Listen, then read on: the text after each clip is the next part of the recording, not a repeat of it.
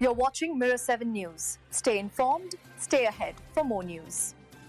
Conservative leader Pierre Poilievre found himself on the defensive this week after reports claimed he had implied that former Prime Minister Justin Trudeau should be jailed. Speaking to reporters in Ottawa, Poilievre firmly denied making any such suggestion, saying his remarks had been taken out of context. What he did stand by, however, were his strong criticisms of the Royal Canadian Mounted Police, that is RCMP, whose leadership he called despicable for allegedly protecting the Liberal government from accountability. The controversy began after Poilievre appeared on an online podcast, where he said that many of the scandals during Trudeau's time in office, including the Aga Khan vacation and the SNC-Lavalin affair, should have involved jail time.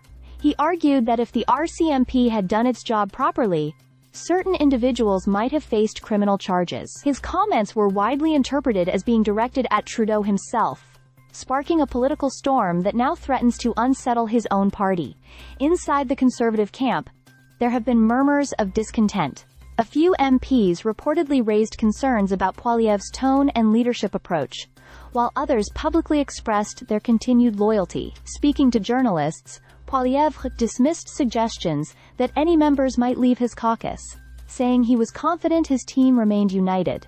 Still, the fallout prompted questions about whether the leader's aggressive rhetoric could alienate voters or fracture his base. Former Conservative MP Steven-Alain Reyes, who left the party after Poilievre took over the leadership in 2022, didn't hold back in his criticism. He called the comments unacceptable and argued they showed a lack of respect for Canadian institutions, especially the National Police. Reyes suggested that such attacks on the RCMP undermine public trust and distract from the party's broader mission of appealing to new voters in regions like the Greater Toronto Area. Even within Conservative circles, some party veterans have expressed unease. One senior figure, speaking anonymously, said Poilievre's remarks about the RCMP marked a departure from the party's key messaging this session. They felt the focus should remain on addressing Canadians' economic struggles, rather than revisiting old Liberal scandals. Despite the uproar, many MPs have rallied behind their leader. Ontario MP Michael Barrett said Poilievre had offered an important clarification,